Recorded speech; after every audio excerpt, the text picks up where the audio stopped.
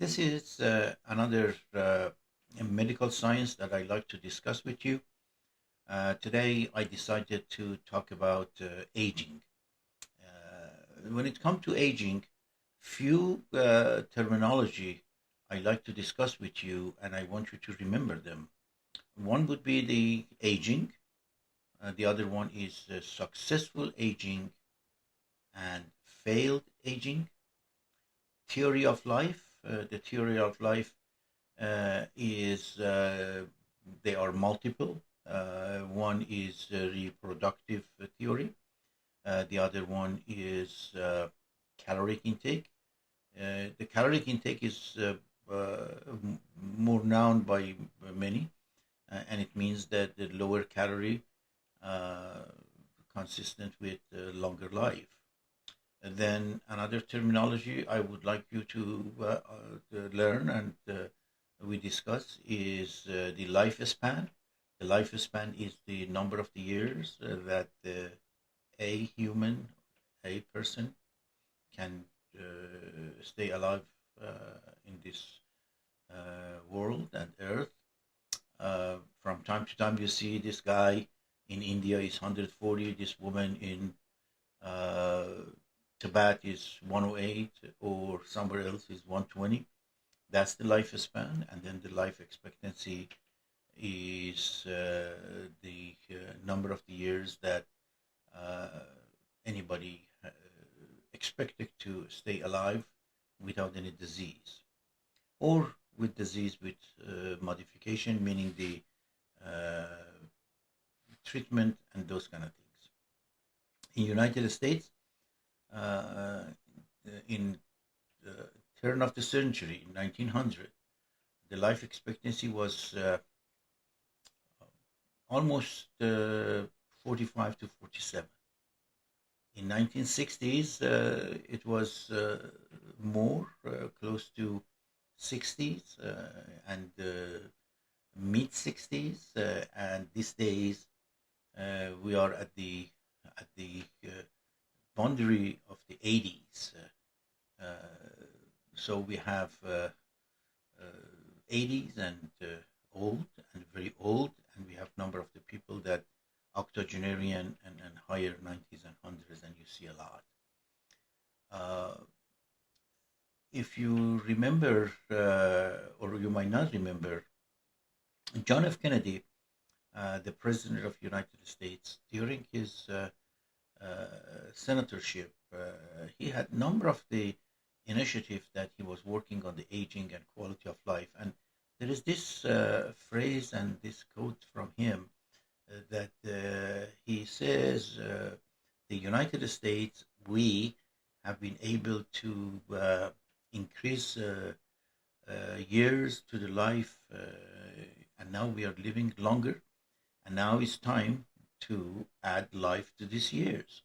What really he meant was that although the life expectancy has increased, now we have to talk about quality of life, adding life to the years, meaning that if we are 80 years old and you are staying alive, then you have to have a quality of life. Another few things that I like to discuss with you is the population.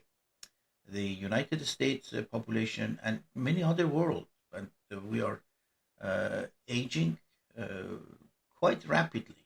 But the majority of aging in the United States is successful aging because with the political system that we have, in contrast to the political system, let's say in Russia or in China or in India, and a number of the Middle East, Arab, and African countries, unfortunately, because of their political system, their life expectancy is quite low, and not because of the war and famine, but just because of the lack of political cohesiveness.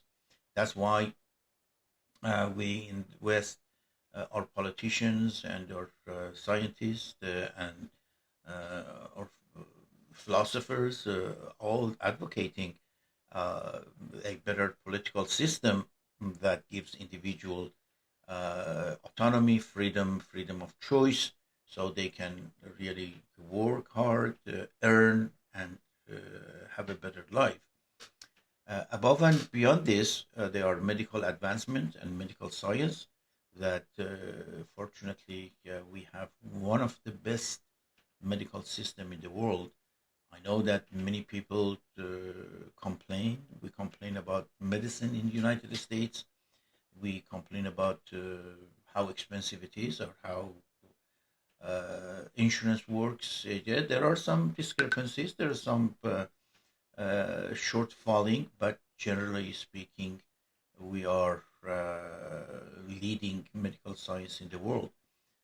Any in the world, if you are 80 or 90 years old, you might not get a valve on your heart, on the valve, aortic valve. You might not get that hip. You might not get that knee. But here in the United States, you'll get it. And it's very common in your family. You can see an individual that has two valves in the heart, one hip and one shoulder. Almost the concept of $1 million men and women. Remember that. Anyway, the aging population uh, in 1960s, there were close to 16 million uh, uh, older than 65. Now we are talking about 67 million, close to 70 million. The aging population of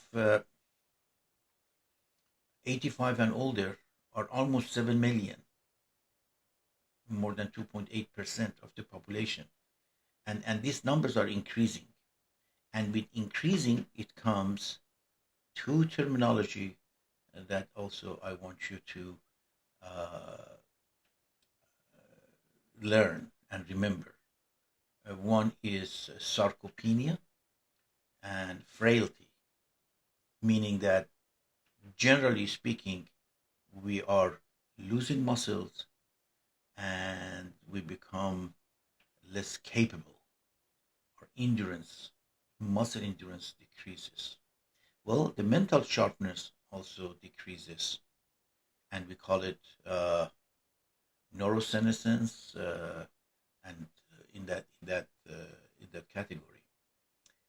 Successful aging is when all of these sarcopenia, neurosenescence, frailty, we pushing them to the end, and even to the end, although we might be significantly frail, but still functional. And that's very important to understand. Regardless of being a female or male, we have loss of muscles, and we need to build up our muscles. We need to maintain our mentation. We have to maintain our physical capability. With regard to the mentation, we have to stay from all the hazardous material, all the chemical as long as possible, as much as possible. Smoking not only tobacco but other materials, using other recreational issue as little as possible, or even none. That's the must. Healthy diet is very important. We have to have at least 5 serving of fruit and vegetables per week. That's very important. There is no need for any vitamins. I remember one point, even myself advocating vitamin E for cardiovascular health, for mental health. That's not really necessary.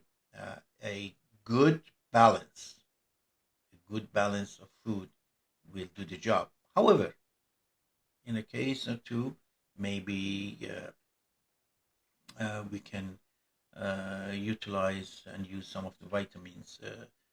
One of the things that has been in the forefront of medicine is vitamin D3. The vitamin D3 has been implicated in uh, mental health, in physical health, in bone health, which is very important. And I think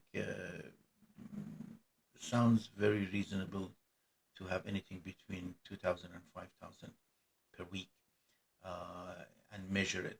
There is lots of controversial issue with regard to the D3s. Another issue that, in particular today, I like to discuss is the issue of the exercise. Exercise. Many years ago, there was this study called the San Diego Health Study, and they look at the hierarchical system from retirement houses to the independent and to the nursing home. And one of the component of the study was in the nursing home when the people was bedridden, if they had to push their foot against the foot part of the bed, the, even a few minutes per week uh, was increased with their, it was associated with increase in their health and activity. And needless to say, any type of activity, any type of the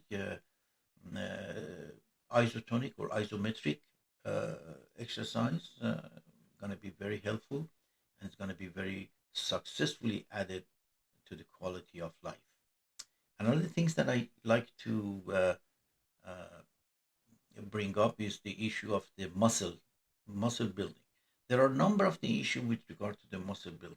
The steroids, the anabolic steroid like testosterone. There are growth hormone. These are all medical term and medical issue. It's not a social issue. It's not a community issue. Any of this issue, I encourage you to talk to your doctor about. Do not look at the Facebook. Do not look at the Instagram.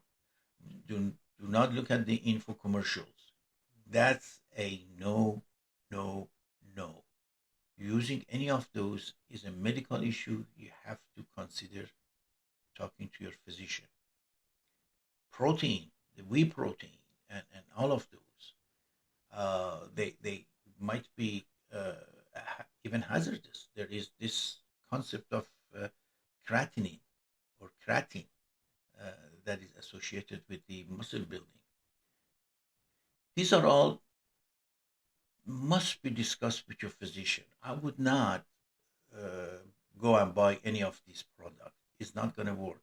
Any isometric and isotonic exercise will do the muscles. However, there are new evidence. Recently, there's a big meta-analysis came out of China, in fact, but there has been many in the United States and European country that discuss the antioxidants, with or without uh, exercise, might increase your muscle mass, your lifespan and life expectancy, and add life to those years. Antioxidant, and there are so many of them in the market. And I would encourage you to do fresh antioxidant. There are a number of them in the market, and please look them up. The probiotic with antioxidant might also be very helpful. So, in order to have a better quality of life and adding life to those years and continue to enjoy your fun things, golfing, bicycling, walking, holding hands, have a sexual activity, consider exercise, consider to take antioxidant with or without exercise, although I encourage you with the exercise. We will continue to discuss any of this item in detail.